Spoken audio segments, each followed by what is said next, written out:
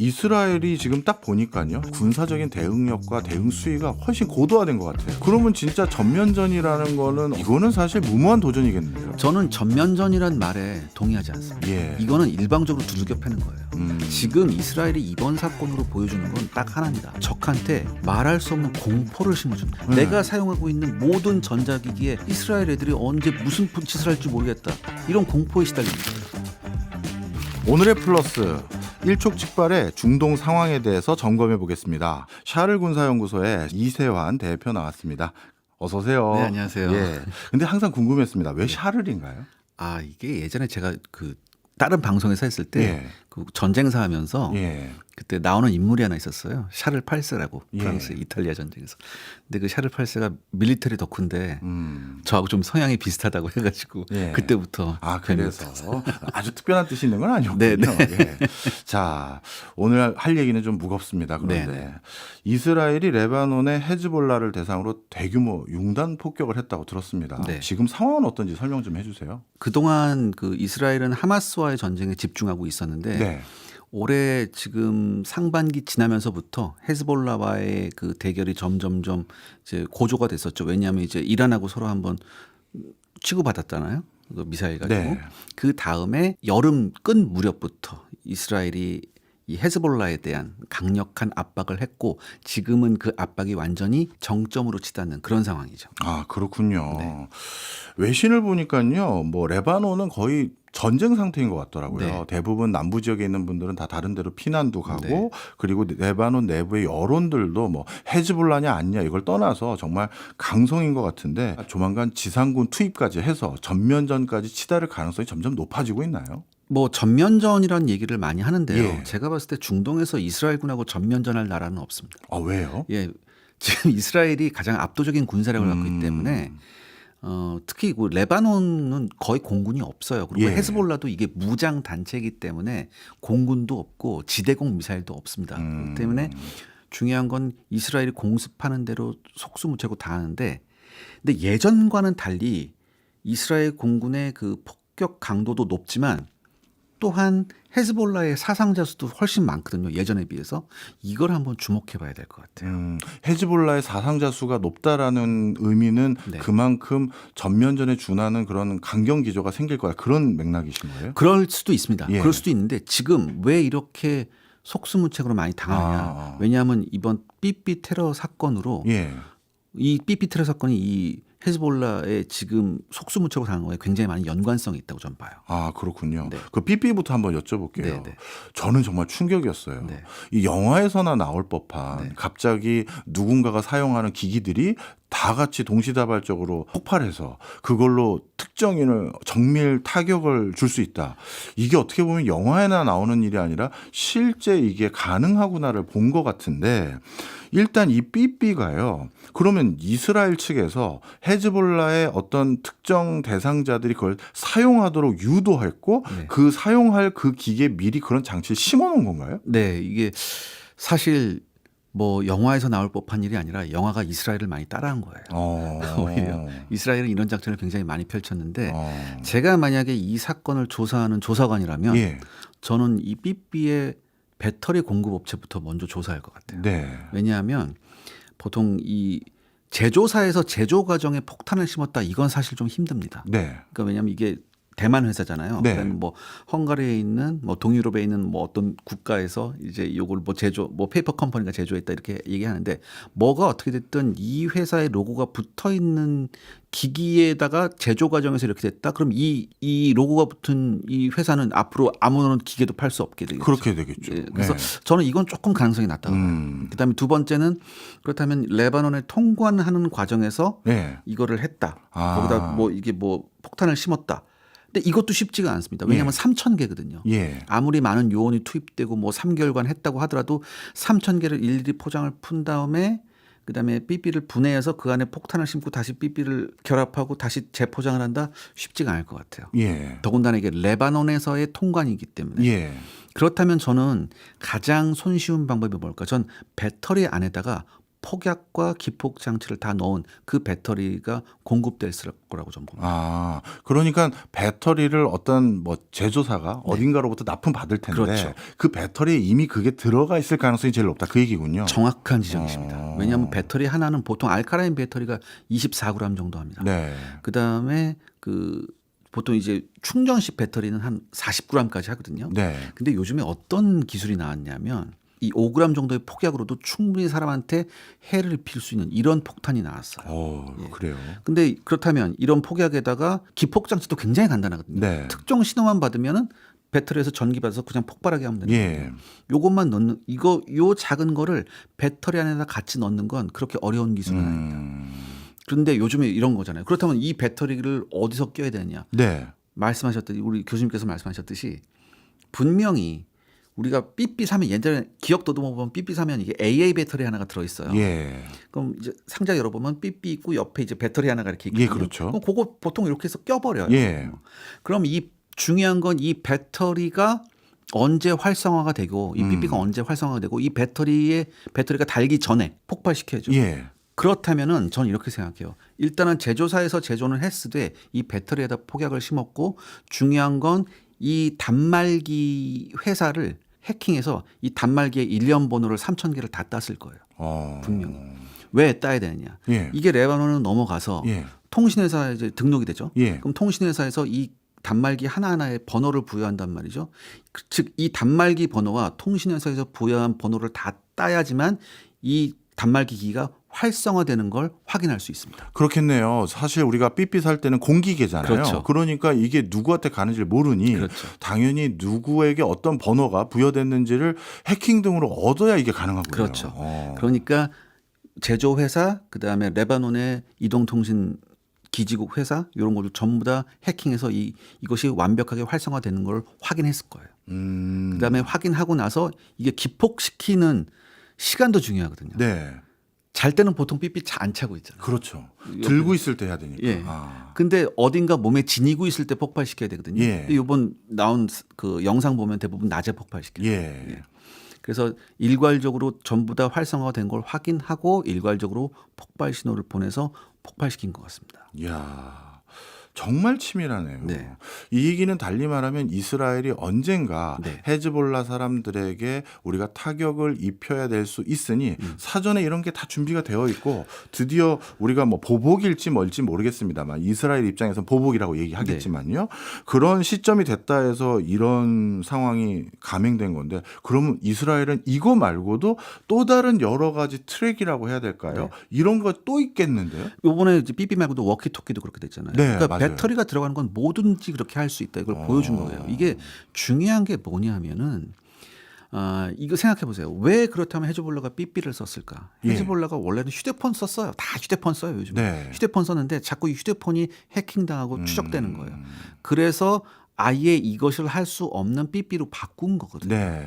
자 그렇다면 헤즈볼라는 생각했겠죠. 우리가 삐삐로 바꾸면 이스라엘이 더 이상 우리가 어떻게 할지 어떻게 할 방법이 없겠다. 하지만 이건 헤즈볼라가 자기들 수준에서 생각한 거예요. 이스라엘은 그거보다 훨씬 더 좋은 방법을 찾아냈죠. 네. 더군다나 지금 헤즈볼라 조직원이 얼마인 줄 아십니까? 얼마나 안 되나요? 수십만이에요. 예. 그런데 삐삐가 3,000개 들어갔거든요. 예. 그럼 왜 3,000개일까요? 이 3,000개를 가지고 있는 헤즈볼라 대원들은 어떤 사람들일까요? 순해 보일 것 같아요. 그러니까 적어도 중간에서 뭔가 예. 명령을 전달할 수 있는 사람들이에요. 예. 그런데 3,000개 들어가서 지금 2,800명 이상이 부상당하거나 죽었거든요. 예. 그렇다면 거의 중간에 이런 선이 다 끊어졌다는 거예요. 그렇네요. 어떻게 보면 이것도 군사 조직체인데 중간 간부 라인이 끊겼다는 건 조직 자체가 거의 제대로 가동이 안 되겠네요. 그래서 이번에 삐삐 테러가 있고 난 다음에 이스라엘이 공습했을 때 예. 예전보다 훨씬 더 많은 헤즈볼라의 사상자가 난 이유가 이거하고 전 연결점이 있는 것 같습니다. 야, 지금 말씀 듣고 보니까 더 오싹하긴 합니다. 예, 굉장히 무섭죠. 네. 그러면 이스라엘이 지금 딱 보니까요. 헤즈볼라는 아까 앞서 말씀 주신 것처럼 뭐 이라크 또 세력들 이런 세력들보다도 뭔가 군사적인 대응력과 대응 수위가 훨씬 고도화된 것 같아요. 네. 그러면 진짜 전면전이라는 거는 언론에서 일부 보도하거나 걱정하는 부분이 있지만 이거는 사실 무모한 도전이겠는데요. 저는 전면전이란 말에 동의하지 않습니다. 예. 이거는 일방적으로 두들겨 패는 거예요. 지금 지금 이스라엘이 이번 사건으로 보여주는 건 딱 하나입니다. 예. 적한테 말할 수 없는 공포를 심어준 거예요. 그렇겠네요, 진짜. 그렇다면 앞으로 헤즈볼라는 유선 전화로 해야 돼요. 아니면 뭐 봉화를 올리나? 그렇죠. 이거 진짜 뭐 비둘기 날려요. 네. 한마디로 굉장한 공포를 심어줬거든요. 네. 내가 사용하고 있는 모든 전자기기에 이스라엘 애들이 언제 무슨 짓을 할지 모르겠다. 이런 공포에 시달리는 거예요. 야. 가장 확실한 게 적을 제압하는데 가장 확실한 방법이 뭐냐면 심리적으로 무너뜨리는 거거든요. 네. 여기에서 지금 이스라엘은 완벽하게 성공하고 있습니다. 네. 이게 심리적인 뭐 와해뿐만 아니라 이거는 어떻게 보면 군사 의사결정 체계, 네. 정보통신 체계도 마비시킨 네. 거니까 이건 정말 어마어마한 타격인 것 같은데 근데 한 가지 궁금한 게요. 중동 지역에서 나름대로 뭐라 할까요? 독자적인 국방력을 어느 정도 확보한 국가 중에 하나가 이란이라고 들었는데 네. 이란은 지금까지 여러 가지 전개되고 있고 네. 또 이란 내부에서도 테러가 있었는데 계속해서 아무 적극적인 행보가 없어요. 처음에는 이란의 그 뭐라 할까요? 종교 지도자가 우린 가만히 있지 않겠다라고 발표까지 해서 뭔가 큰 사단이 나나 보다 다들 걱정했는데 이란은 뭐 도대체 군사력이 어느 정도입니까? 이란의 군사력이 뭐 혁명 수비대도 있고 많아요. 그런데 네. 이란도 뭐 만만치 않은 군사력을 갖고 있지만 중요한 건 뭐냐면 이란과 이스라엘은 1,700km가 떨어져 있습니다. 아. 그러니까 둘이 전면전을 하려면 이라크를 건너가든지 네. 사우디아라비아, 요르단을 건너가야 돼요. 예. 그러니까 이거는 좀 불가능하죠. 아, 그렇다면 그렇군요. 이란이 대리전을 하기 위해서는 이제 헤즈볼라 같은 무장 조직이 중요한데 그것 때문에 지금 이스라엘이 하마스 다음 타켓을 헤즈볼라로 보고 지금 헤즈볼라를 완전히 이 기회에 반신불수로 만들려고 하는 거예요. 아, 그렇군요. 어찌 보면 이스라엘 입장에서는 본인들이 군사적 우위가 이렇게 막강한지 우리는 몰랐지만 네. 이번에 확인하면서 아, 그동안 왜 이렇게 전 세계적으로는 빨리 평화 모드로 갔으면 좋겠다라는 생각을 가졌음에도 불구하고 본인들은 굉장히 그 공격지향적인 자세를 취했는지도 그 자신감이 어디 나왔는지도 이제 확실히 드러나네요. 지난번에 이란하고 이스라엘하고 한번 미사일을 주고받았거든요. 예. 여기에서 이란의 실력이 사실은 백일하에 드러났어요. 그것도 너무 당황스러웠어요. 몇백 기가 던져졌는데 네. 드론까지 포함해서 실제 사망자 수가 공식적으로 한 명인가 네. 그랬었죠. 그다음에 지금 중요한 게 뭐냐면 이게 단거리 탄도미사일이나 중거리 탄도미사일을 날렸거든요. 예. 샤하브라고 하는 거. 예. 근데 이 샤하브의 그 기술적 배경이 북한의 노동미사일입니다. 예. 그렇다면 이 샤하브를 보고서 노동미사일의 능력을 우리가 어느 정도 유추해 볼 수 있죠. 또 하나 이스라엘이 이란에다가 한번 S-300이라는 지대공 시스템을 파괴한 적이 있었어요. 예. 그때는 이란은 대외적으로는 아 뭐 드론이 하나 와서 이게 꽝한 것 같은데 뭐 우리는 뭐 별 피해가 없어 이렇게 얘기했지만 속으로는 엄청 무서워했었거든요. 왜냐하면 자기들이 전혀 예측하지 못한 방향에서 아무것도 모르는 방향에서 더군다나 이 S-300이 이동식입니다. 네. S-300의 특징이 뭐냐면은 이 S-300 지대공 미사일 시스템 특징이 뭐냐면 자기한테 위협이 될 것 같으면 다 접고 도망가요. 그런데 접고 도망갈 틈도 안 주고 느닷없이 쾅 했거든요. 예. 근데 이 이란이 공격당하는 그 근처에 뭐가 있었냐면 이란의 그 원자력 발전소나 우라늄 농축 시설이 있었어요. 어찌 보면 일부러 위협적인 그렇죠. 상황을 보여준 거군요. 그러니까 굉장히 무서운 거예요. 즉 중동에서는 지금 그 어떤 나라도 이스라엘과 전면전을 해서 승리할 수 있는 나라가 없습니다. 네. 이스라엘이 이런 군사적 우위를 갖게 된데 많은 사람들이 저희 또 영화 얘기를 또 안 할 수가 없는 게 영화에서 보면 모사드, 이스라엘의 모사드 얘기가 많이 나오는데 네.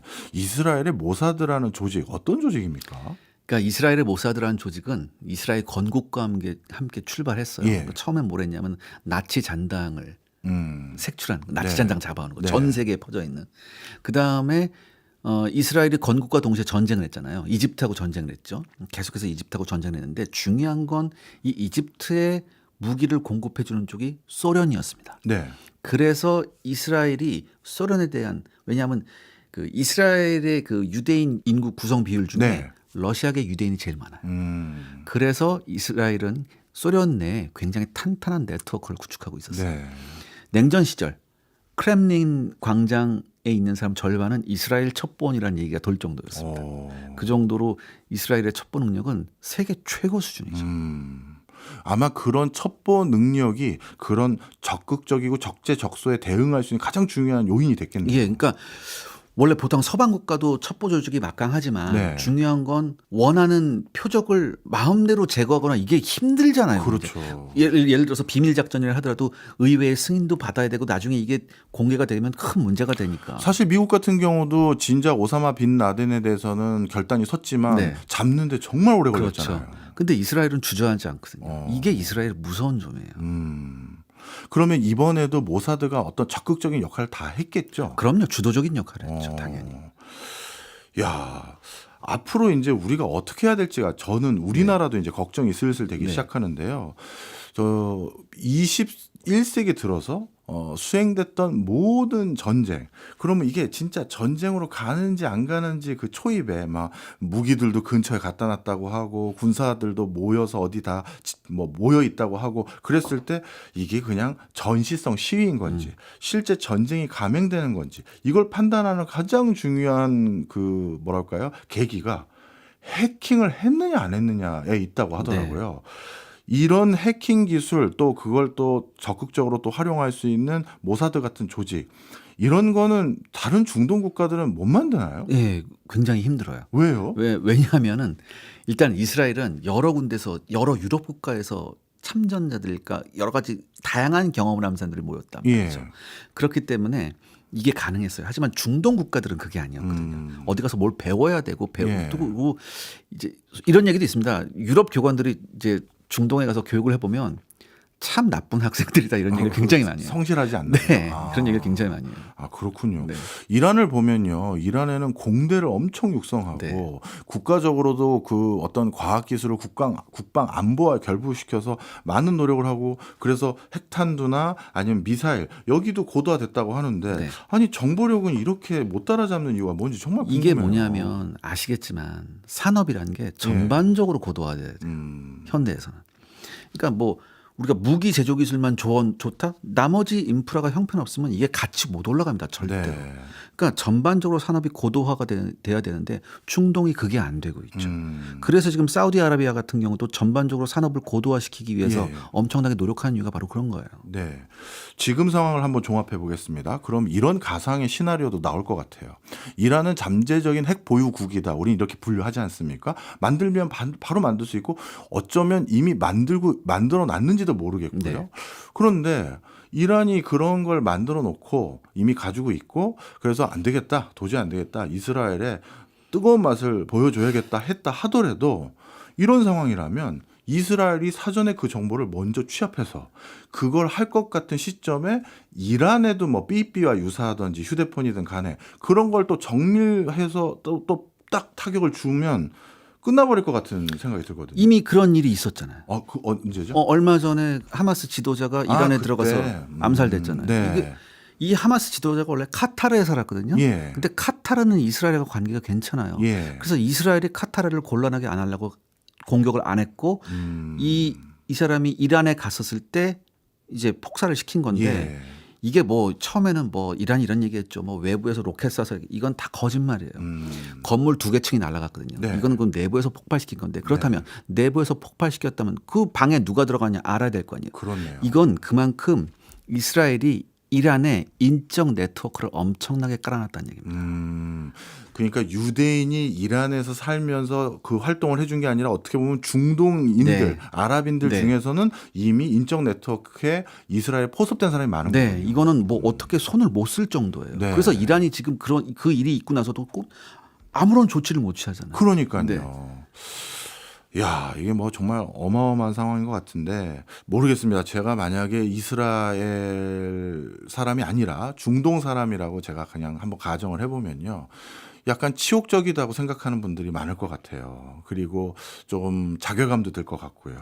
그렇다면 이대로 우리가 이 상황을 아무리 국방력의 차이가 크다 하더라도 수용하기보다는 뭔가 따끔한 맛을 보여주자라고 생각하는 극단적인 성향에 계신 분들도 더 늘어났을 것 같습니다. 네. 그러면 중동의 여러 이슬람 세력들 중에서 뭔가 우리도 한번 힘이라도 한번 써보자라고 했었을 때 뭘 해도 할 수 있는 방법은 전혀 없습니까? 고양이 목에 방울 달기죠. 저는 그렇게 생각해요. 지금 방금 교수님께서 말씀하셨듯이 이렇게 치욕을 느꼈기 때문에 더 이렇게 불타오르는 사람도 있겠고요. 그렇겠죠. 그런 사람도 있는 반면 공포를 느낀 사람들이 훨씬 더 많을 것 같아요. 무서워하는 사람들이 훨씬 더 많아요. 그다음에 네. 무서워하다 보면 사람들이 무슨 생각이 하면 도대체 왜 이렇게 싸워야 되지? 이런 생각도 하게 되거든요. 아 그냥. 네. 저는 그렇게 생각해요. 그다음에 그렇다면 반대로 굉장히 이제 이슬람 원리주의에 있는 사람들이 어떻게든 이스라엘한테 보복을 하고 싶다. 가장 이 사람들이 할 수 있는 손쉬운 방법이 이스라엘 내에 들어가서 어떻게 하는 게 아니라 예. 해외 공간 있죠. 이스라엘 해외 네. 공간. 이것을 공격하는 게 가장 손쉬운 방법이죠. 아 그렇군요. 네. 그만큼 이스라엘 내부에 접근하기는 어렵다 이 얘기신 거잖아요. 네. 엄청나게 어려워요. 자, 그다음에 마지막으로 이제 네. 중동 질문 마지막이요. 우리나라 이제 상황 넘어갈 건데요. 사우디아라비아가 궁금해요. 사우디아라비아는 아라비아 반도의 종주국이다 이렇게 스스로 자임하고 있는 국가인데 본인들도 이란의 어떻게 보면 경쟁 국가일 수도 있는 네, 그렇죠. 이란의 상황도 보고 있고요. 네. 이스라엘도 지금은 뭐 사이좋은 척하지만 언제 또 어떻게 될지 모르는 거니까 사우디아라비아는 이런 상황 속에서 전 세계에서 제일 부자 국가 중에 하나인데 국방력을 높이기 위한 뭐 별도의 노력들 뭐 없습니까? 지금 전 세계에서 무기 가장 많이 사는 나라 예. 3위가 사우디입니다. 아 그래요. 사우디는 그 말씀하셨듯이 이란과의 그 헤게모니 싸움이 있어요. 예. 시아파하고 이제 순니파, 그러니까 순니파 종족으로서 시아파의 거두인 이란하고 라이벌 관계거든요. 네. 아시겠지만 우리가 보통 이런 얘기 많이 합니다. 이 이슬람 원리주의자들이 오직 서방에 대해서만 저렇게 치열한 복수심을 갖고 있고 막 이렇게 테러하려고 하고 이렇게 해야 되는데 사실상 그것보다 훨씬 심한 것이 종파 분쟁입니다. 순니파하고 시아파 간의 종파 갈등. 네. 언제든 이스라엘보다 더 미운 게 상대방이에요. 그렇죠. 예. 전쟁 중에 제일 무서운 게 내전 가까운 그렇죠. 그런 거더라고요. 그러니까 내전도 아니었어요. 그러니까 원래 역사적으로 서로 철천지 원수예요. 그렇군요. 철천지 원수. 그러니까 이란은 항상 이라크부터 시리아까지 이어지는 시아파 벨트 예. 이걸 원하고 있고 예. 이 시아파 벨트가 자기 머리 위로 지나가는 걸 굉장히 싫어하는 게 사우디죠. 특히 사우디는 사실 이 하마스 분쟁이 있기 전까지 이스라엘하고 수교 직전까지 갔었거든요. 아 그래요. 예, 그러니까 굉장히 좋은 분위기가 있었어요. 그런데 이 하마스 사태로 인해서 이런 게 좀 없어졌죠. 이런 분위기가 지금은 굉장히 식어버렸고 그렇지만 사우디아라비아 입장에서 지금 이 상황에서 이스라엘을 자기 적으로 돌릴 이유가 아무것도 없어요. 예, 전혀 없어요. 왜 그렇죠? 어떻게 보면 이슬람 세력을 대표해야 되지 않나요? 지금 이슬람 세력을 대표한다고 해서 그 이스라엘을 철천지 원수로 한다. 이런 시대는 지났습니다. 이런 시대는 지났어요. 자, 그러니까 쉽게 말해서 이란은 왜 그러냐? 이란은 1979년 회교 혁명에서 새로운 헌법을 만들면서 그 헌법에 뭐가 들어가 있냐? 이스라엘을 이 지구상에서 없애버려야 된다는 게 있어요. 이란은 그 정도로 싫어하거든요. 예. 근데 그에 반해서 사우디 같은 이런 나라들은 제가 말씀드렸잖아요. 지금 중동에서 이스라엘하고 전면전을 해서 이길 수 있는 나라가 없다니까. 예. 굳이 얘네들 왜? 중동 상황 보니까 우리에게도 많은 시사점을 주는 것 같은데요. 이제 우리나라의 안보 체계에 대해서 여쭤보겠습니다. 네. 우리나라가 지금 해외에 수출하고 있는 안보 기술들 네. 보면 약간 재래식 무기라고 불리우는 것들을 많이 수출하는 네. 것 같아요. 네. 그 얘기는 아직까지 우리나라는 그 수준에 머문 거 아니냐라는 저는 그런 생각도 한번 갖게 되고 네. 그럼 우리도 이스라엘처럼 예를 들어서 뭐 우리가 그걸 하지는 않겠습니다만 언제든 어떤 적성국이 있었을 때 그 수뇌부들을 정밀 타격하거나 타격까지는 아니더라도 뭐 뭔가 그분들의 정보들을 우리도 막 모사드처럼 네. 속속들이 알 수 있는 이런 체계를 만드는 건 불가능한가요? 일단은 그러려면은 인적 체계가 굉장히 중요해요. 네. 굉장히 잘 관리해야 되고 계속해서 유지 관리를 해야 되는데 얼마 전에 우리 해외 그 리스트가 다 공개된 게 있어요. 예. 이거는 제가 외교 쪽에 있는 분한테 얘기를 들었는데 완전 장님된 거래요. 이거 우리나라는 이제 장님된 거라고 하더라고요.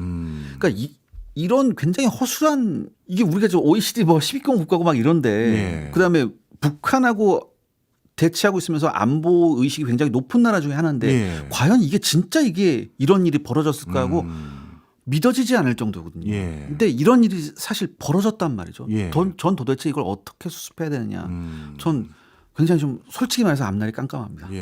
영화 뭐 미션 임파서블이나 007 영화 보면 해외에서 활동하고 있는 우리 정보원들이 다 노출됐다면 난리가 나는 그건 거잖아요. 예. 중요한 게 뭐냐면요. 이게 이런 인적 네트워크를 다시 구성하는 데는 얼마나 많은 돈과 얼마나 많은 시간이 필요하겠습니까? 또 하나 이게 공개됐잖아요. 그렇다면 우리나라에 이런 한국에 이런 요원들이 있었네라고 생각하는 나라들은 앞으로 우리나라를 어떻게 대하겠어요? 우리나라에서 오는 사람들을. 그렇네요.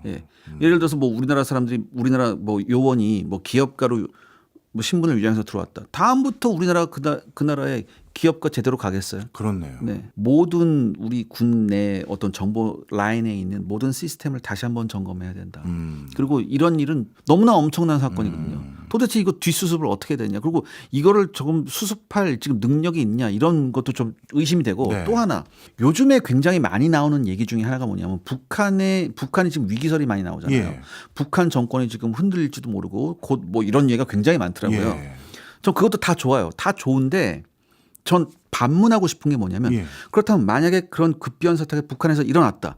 거기에 대한 대응 방안이 우리는 지금 존재하는가. 아, 저쪽 체제가 네. 붕괴됐었을 때 네. 어떻게 수습할 수 있는 네. 시나리오 있느냐. 아. 저는 없다고 생각하거든요. 지금. 그것도 의구심이 있네요. 네, 그러니까 이거는 네. 이게 제가 누구를 비난하기 위해서 그런 게 예, 아니라 예, 예. 엄청난 사태가 만약에 북한에서 벌어졌을 때 네. 거기에 대한 적절한 대응 시나리오 그다음에 우리가 준비되어 있는가. 네. 시나리오만 있으면 안 되잖아요. 그거를 수행할 수 있는 준비가 또 돼 있어야 되거든요. 이 준비가 돼 있냐. 전 이것도 한번 점검해 봐야 된다고 생각해요. 국회에서 합의 보는 데만 10년 걸릴 것 같은데. 야, 이거 진짜 그것도 진짜 걱정이네요. 네. 다시 안보 얘기 하나 궁금한 거 여쭤보면요. 네. 그냥 제가 알고 있는 그 외부인으로서 네. 비전문가로서 저는 이렇게 알고 있는데 우리는 전부 전산으로 네트워크로 연결되어 있는데 네. 북한에선 인터넷이 터지는 곳이 뭐 평양하고 일부 곳밖에 네. 없다. 네. 그 얘기는 우리는 그쪽 정보를 얻고 싶어도 네. 그 전산망이라는 게 한정된 공간에서만 지역적으로 있기 때문에 우리는 거기 들어가기도 오히려 쉽지 않고 네. 반대로 우린 모든 게 인터넷으로 연결되다 네. 보니 북한이 우리 거를 해킹하거나 공격하기는 너무나도 쉽고 달리 말하면 우리는 방어해야 될 곳이 너무 많다. 그렇죠. 예. 이런 상황에서 이건 우린 구조적으로 사이버 전쟁, 사이버 보안에선 무조건 취약해질 수밖에 없는 거 아니에요? 네, 맞아요. 더군다나 지금 북한의 사이버전 능력, 예. 이른바 해킹 능력은 세계 세 손가락 안에 듭니다. 어. 그리고 전 개인적으로는 1, 2등에서 왔다 갔다 할 것 같거든요. 네. 예. 더군다나 북한은 지금 평양에서 해킹하는 게 아니라 예. 중국에서 해킹하거든요. 예. 중국에 이제 모처를 지어놓고서 거기서 이제 해킹을 하는 건데 말씀하셨듯이 우리는 막을 게 너무 많죠. 막을 게 너무 많아요. 그 다음에 막는 게 공격하는 것보다 훨씬 어렵습니다. 그렇겠죠. 예. 막는 기술이 훨씬 어렵고 막는 거에서 끝나면 안 되죠. 예. 얘네들 다시 역추적해서 이걸 완전히 파괴시켜야 되는데 예. 이것도 굉장히 힘들어요. 사실. 그래서 우리가 훨씬 더 많은 인력과 돈을 투자해야 되는 그런 상황이거든요. 근데 여기에 대한 적절한 투자와 R&D에 대한 뭐 지원이 있는지 이것도 좀 한번 살펴봐야 될 것 같아요. 지금 그렇군요. 계속해서 지금 R&D 예산이 특히 이런 굉장히 안보 분야, 예. 특히 이런 뭐 기술 분야에 대한 R&D가 좀 줄어들고 있어서 예. 굉장히 좀 걱정이 있습니다. 네. 그런데 한켠에서는 북한에서 해킹을 시도한 것으로 보인다. 이렇게 됐었을 때는 우리나라 사이버 안보, 보안과 관련된 전문가들하고 공조해서 그걸 밝힌다. 이런 얘기도 들어본 적이 있거든요. 네. 그 얘기는 뭔가 우리도 나름대로 기술력이 있어서 미국이 부탁하고 그런 거 아니에요? 그럼요. 우리도 기술력이 있죠. 그런데 사실 그런 사이버 공격이나 이런 거에 대해서는 동맹국들 간에서도 그렇게 공조를 많이 하진 않아요. 아, 그렇군요. 예, 우리 거 패를 좀 까야 되는 부분이 좀 있거든요. 예, 사실. 예. 그래서 그렇게 뭐 어느 정도는 있겠지만 예. 우리가 생각하지 전면적인 공조는 좀 힘듭니다. 그렇기 때문에 이 사이버 보안에 관한 부분은 오롯이 우리 자체의 역량을 굉장히 높여야 돼요. 이번에 중동 사태를 보면서 저도 그걸 많이 느꼈습니다. 이스라엘이 뭐 미국만 쳐다보고 있었던 게 절대 아니었구나. 그렇죠. 자체적인 자주 국방 이런 것들에 이렇게 신경을 많이 썼구나 이렇게 확실히 느끼고 있는데요. 네. 그렇다면 이제 미래지향적인 얘기를 좀 여쭤볼게요. 네. 이제는 모든 게 AI 그리고 자율주행 소프트웨어 기반 쉽게 얘기해서 삐삐에 누가 전산적으로 기폭 장치를 딱 접속한 것처럼 네. 그렇게 해서 공략할 수 있는 대상물이 뭐 휴대폰, 삐삐, 무전기 이것뿐만 아니라 이제 자동차, 네. 그다음에 비행기 뭐 어마어마해질 것 같아요. 야, 이런 상황 사실 이건 가능한 거죠. 그렇죠. 충분히 가능하죠. 네. 예. 그러면 우리도 이제 인공지능 기술을 비롯해서 우리나라 내부에서 자율주행 모드라든가 이런 걸 할 때는 외국 거를 쓰지 않는 미국이 지금 그래서 중국산 뭐 그런 네네. 것들은 못 들어오게 막는 네네네. 거잖아요. 그럼 우리도 이제 중국 거 못 들어오게 막고 그래야 되는 거예요? 그 산업적인 부분은 제가 좀 이렇게 저도 좀 한계가 안보 차원에서만 있어서 말씀해 그렇죠. 주세요. 근데 네. 안보 차원에서는 네. 특히 이제는 모든 기관 사물 인터넷으로 연결이 돼 있잖아요. 예. 이거를 도대체 어떻게 해킹을 방어하느냐. 이건 또 기업적 차원에서도 굉장히 중요한 일일 것 같아요. 이게 예를 들어서 이게 암살하는 게 네트워크가 되면 될수록 암살하는 게 굉장히 쉬워져요. 자율주행차 표적이 자율주행차를 타고 있는데 네. 해킹 딱 해서 뭐예요? 그냥 다리 밑으로 돌진하게 운전하게 해서 하면 되는 거예요. 그렇게 하면 되는 거예요. 예. 그러니까 이거 굉장히 무서운 거거든요. 도대체 이걸 어떻게 해야 되냐. 그러니까 저는 이렇게 생각해요. 이 연구개발 인력 있잖아요. 우리나라 예. 연구개발 인력에 대한 새로운 시각이 필요합니다. 어떤 지금까지 시각일까요? 우리나라의 연구개발 인력에 대한 이미지가 그냥 이거예요. 솔직히 월화수목 금금금 일하는 공돌이들 네. 이렇게 생각하거든요. 예. 전 이렇게 생각하면 안 된다고. 굉장히 중요한 사람들이고 우리나라의 굉장히 핵심적인 사람들. 이런 사람들의 처우를 우리가 지금보다 훨씬 더 대폭적으로 개선해야 되고요. 이런 사람들의 위상이 더욱더 올라가야 됩니다. 그런데 문제가 뭐냐면 우리나라의 연구 개발 인력들이 자꾸 주요 기관에서 빠져나가요. 왜 그렇죠? 그러니까 처우가 안 좋으니까. 처우. 예를 들어서 우리나라에 굉장히 중요한 조직이 있습니다. ADD라고. 알죠. 예. 국방과학연구소에서 최근 5년간 국방과학연구소 그만두고 나간 인력이 수백 명 단위예요. 아이고. 그렇다면 만약에 이 수백 명 단위가 예. 다행스럽게 우리나라 회사에 취업하면 예. 다행이죠. 예. 그런데 만에 하나 우리가 굉장히 껄끄러운 나라들에 만약에 이런 인력들이 취업한다고 생각해 보세요. 걱정 안 될까요? 그렇죠. 예. 사실상 모든 산업 스파이 우리가 산업 스파이 하면 무슨 도면 빼오고 이런 것만 하는데 네. 그게 아니에요. 가장 무서운 게 뭐냐면은 인력이 그대로 유출되는 거예요. 네. 지금 중국이 그 반도체 그 대량 생산 기술을 대량 생산할 수 있는 여러 가지 기반 중에 하나가 외부에서 인력 빼와서 그 노하우로 지금 하는 거거든요. 예, 맞습니다. 예. 그렇다면 이걸 도대체 우리는 어떻게 해야 돼요? 가장 손쉬운 타겟이 우리나라가 되고 있거든요. 그렇겠죠. 예. 예. 전 여기에 대해서 어떤 대책이 있고 어떻게 해야 되는지 지금 생각들이 있는지 모르겠어요. 예. 국회의원들이. 사실 엔지니어도 한 집안의 그냥 가장으로서 네. 아이들 키우고 하는데 조금 경제적으로 좀 더 기회를 찾을 수밖에 없는 네. 한계도 있을 텐데 그런 것들 좀 우리가 배려하면 네. 기술 유출되는 걸 조금 더 수월하게 막을 수 있을 것 그러니까 같아요. 저는 이렇게 생각해요. 왜 다 공부 잘하는 학생들이 예. 다 의대 가려고 할까? 저는 이러면 나라가 큰일 날 거거든요. 좀 공부 잘하는 사람들이 굉장히 좋은 인력들이 이런 기술 분야에 굉장히 많이 가야 해요. 네. 그런데 그런 분위기가 사회적으로 조성되지 않은 것 같거든요. 더군다나 이런 게 있잖아요. 우리나라에서 굉장히 입시 지옥에 시달렸는데 우리나라에서 대학에 다 떨어졌는데 미국 가서 굉장히 성공한 케이스 굉장히 많아요. 너무 많죠. 너무 예. 많죠. 이거 도대체 어떻게 설명할 거냐. 네. 도대체 어떻게 관리할 거냐. 그렇다면 우리는 지금 손볼 게 산업 전반뿐만 아니라 교육 전반에도 다 손봐야 된다는 얘기거든요. 그다음에 네. 국민들의 인식 전환도 필요하고 네. 우리가 지금 여기까지 온 게 굉장히 우리가 기적 같은 일이에요. 예. 사실 저는 이렇게 예. 생각해요. 저는 우리나라 이 한반도의 전성기가 지금이라고 생각하거든요. 예.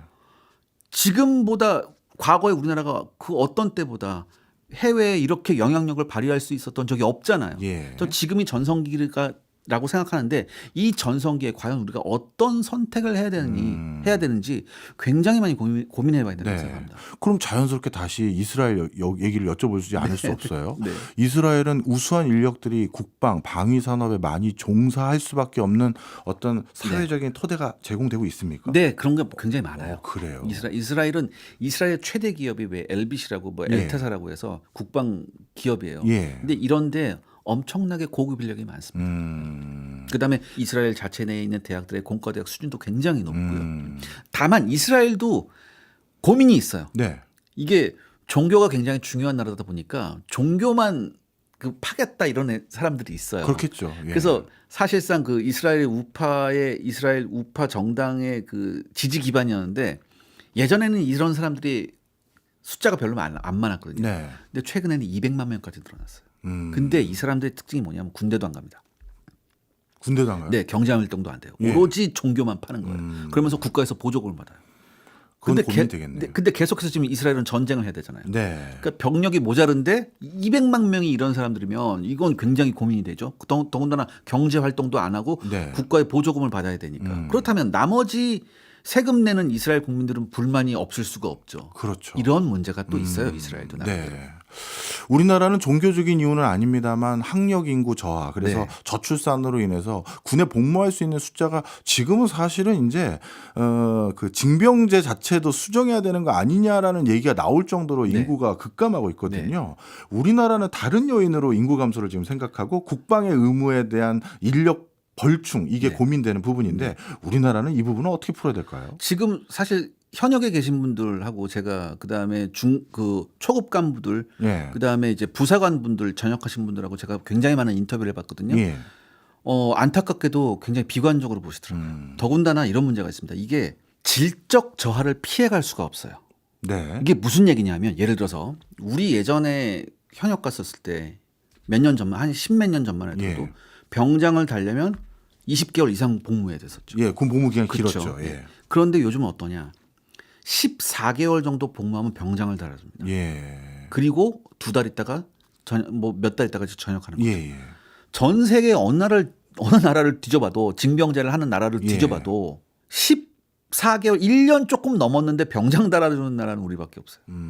그럼 이건 한마디로 뭐냐면 숙련도의 차이가 굉장히 크다는 얘기예요. 예, 예. 그나마 우리나라 지금 가는 인력들이 대학 졸업해서 가는 인력들이 굉장히 많아요. 예. 그렇기 때문에 학력 수준이 높기 때문에 이게 지금 유지되고 있는 거거든요. 근데 이 유지되는 것도 저는 한계가 있다고 봅니다. 그럼 어쩔 수 없이 우리도 지금 병력을 무엇으로 대체해야 되느냐? 기계로 대체하는 날이 올 수밖에 없거든요. 우리가 갑자기 뭐 출산율이 폭증하지 않는 이상. 예, 예. 그러면 이 문제를 도대체 어떻게 해결해야 되느냐? 전 지금 그 골든 타임을 솔직히 놓친 것 같다는 느낌이 들어요. 솔직하게. 우리나라 저 방위 산업 체계에서는 무인화에 대한 그 어떤 투자, R&D 네. 이 부분도 많이 미약한가 보죠. 그러니까 이 부분이 있어요. 있긴 예. 한데 너무 지금 빨리 지금 무너지고 있거든요. 체계가. 빨리 변하고 있고. 예, 예. 그다음에 제가 지금 뭐 이런 무기 체계 이런 얘기 나와서 제가 말씀드리고 싶은 게 뭐냐면 몇 년 전부터 K방산 우리 굉장히 잘 나가고 있거든요. 네. 그래서 K방산 하니까 우리가 뭐 어깨가 여기까지 올라가고 다 했는데 여기서 착각하지 말아야 될 게 네. K방산이 잘 나가는 것과 예. 우리 군의 전력이 강화되는 건 별개의 문제입니다. 그래요? 전혀 별개의 문제예요. 우리 군이 뭐 강하니까 그게 수출되는 거 아닙니까? 그거하고 별개의 문제죠. 왜?